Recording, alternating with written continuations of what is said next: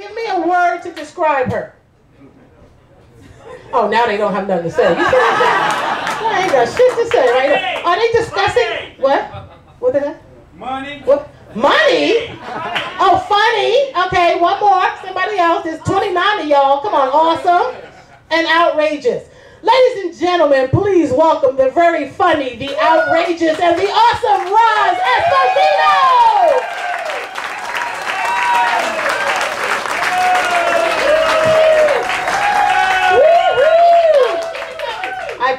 I paid you good, yeah. The microphone sucks. All right, here we go. Okay. We're getting it. There we go. We got to keep it. All right, so how about another hand for the class, huh? All right, here we go. So, those of you who don't know me, just the 3 or 4 of you who don't know me, I'm a Jewish Italian girl from New York, Brooklyn. Let's hear it. Hey, Brooklyn. I come from a mixed marriage. My dad was an alcoholic. My mom was a codependent. And so growing up, I tried to figure out which one I would be. And, you know, I really appreciated my mom. I used to watch her all the time. And just, she was so inspiring. She was up in everybody's business, trying to help them. And it was very inspiring, kind of like the Statue of Liberty.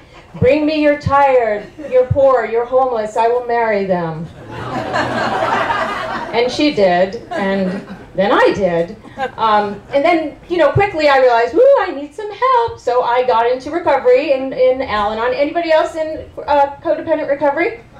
Ooh, I know you don't want to share anonymity. Okay. I've seen you at a meeting. Okay, never mind. Woo, okay. Ooh, okay, well, we'll talk about that later. Anyway, it's, you know, I obviously come from a crazy family. Anybody else? Yeah, you see, you're willing to admit that. Okay. So, let's see, what was I going to say next? I have 3 sisters. Anybody have sisters? 2 lesbian sisters. Oh, and you have 2 lesbian sisters. That's right. Wow. Well, I don't have like those kind of yay sisters. My sisters and I had some issues, like a little jealousy, competition, stalking, trying to run each other over with cars. But aside from that, yeah. And I really had to get into recovery because I was told that anybody that is codependent doesn't go into recovery. When they die, somebody else's life flashes before them. And I really didn't want that to happen. So, anybody else here from Brooklyn? Ooh, that's a sad little clap. But the thing about being an Italian from Brooklyn, we have some very special things. Like, we have some words that nobody else knows what they mean. And you can't, and some of them, you can't even spell them, okay? My Aunt Josie, when I was a kid, she, yeah, Josie! They know my aunt. She's dead now.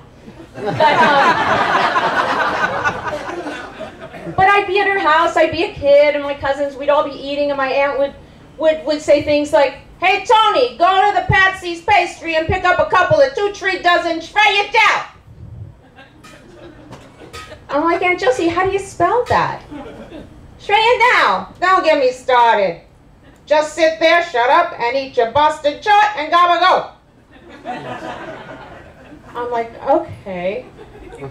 So now I'm an adult and I'm in New York and there's this Italian specialty store.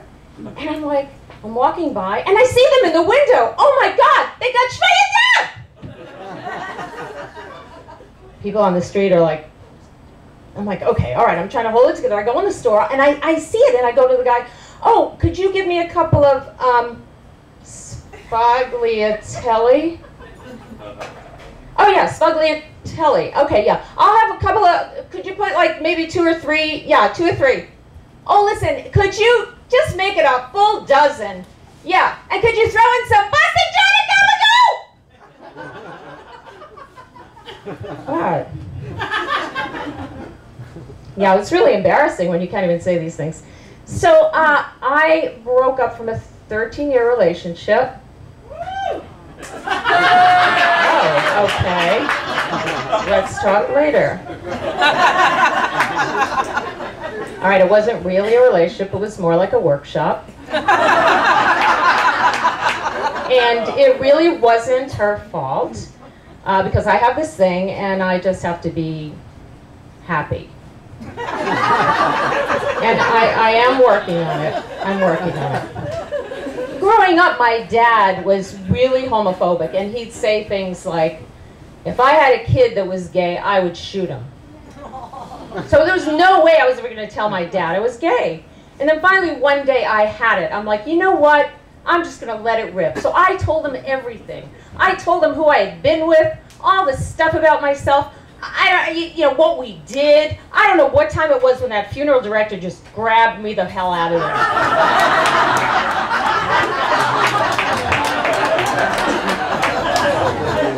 Really, not taking it anymore.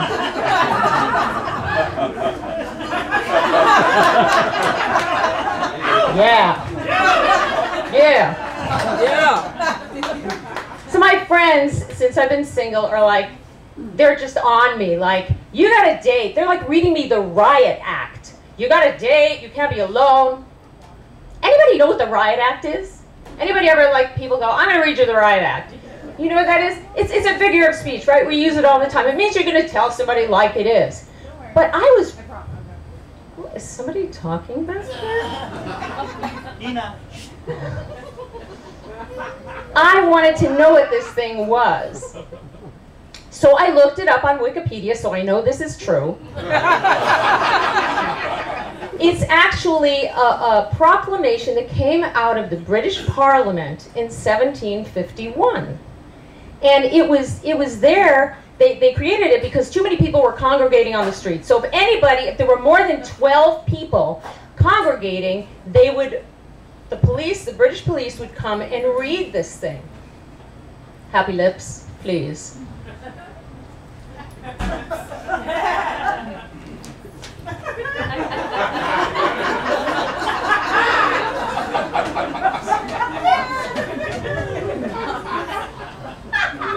Can you imagine these British police running around, like, counting how many people? 1, 2, 3, 4, 1, 2, 3, 4, 5, 7, 8, 9, 1, 2, 3, 4, 12.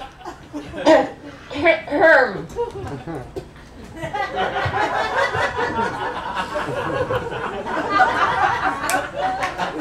Our sovereign lord the king chargeth and commandeth all persons being assembled immediately to disperse themselves and peaceably to depart to their habitations or to their lawful businesses upon the pains contained in the act made in the first year of King George for preventing tumults and riotous assemblies such as this.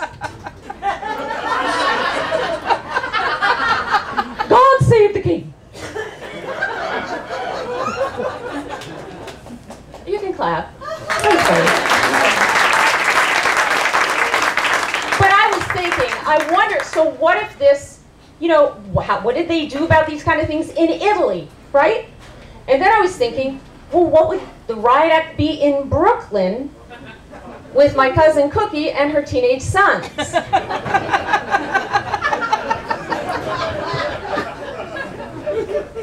Oops. Our sovereign lord the king, of which you are not,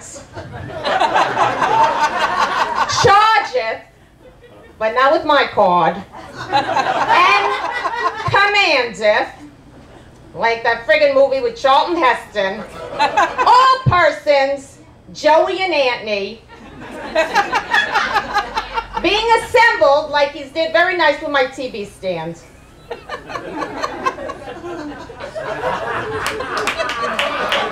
Immediately to depart themselves off of my friggin' new couch and peaceably to depart over to Paulie's Pizza Place up the frickin' street or to their lawful businesses, which is have no jobs,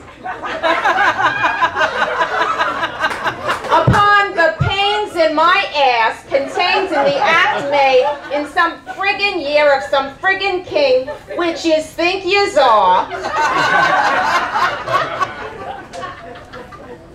Yeah, for preventing tumults and riotous assemblies like the ones I gotta get dressed up and go to your friggin' school and sit there and watch that shit. Because when your father gets home, God save your ass.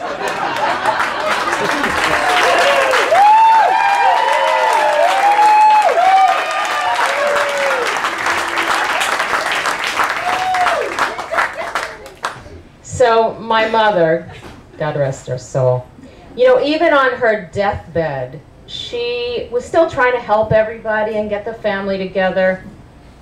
It's kind of like this.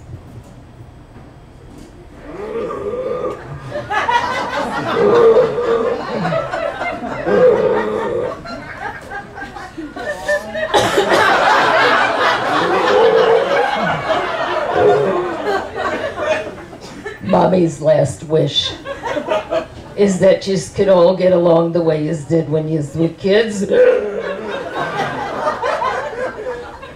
But Ma, we beat the shit out of each other when we were kids.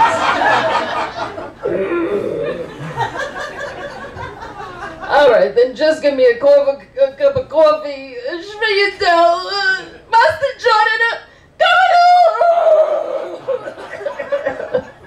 Thank you, I'm Roz Esposito.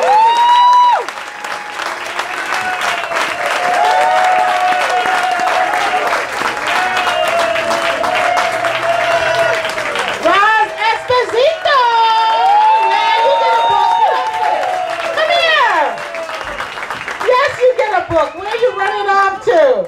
And Roz Esposito and her fan club of 47. Nice to, oh, she just said, do I really need this? I don't really need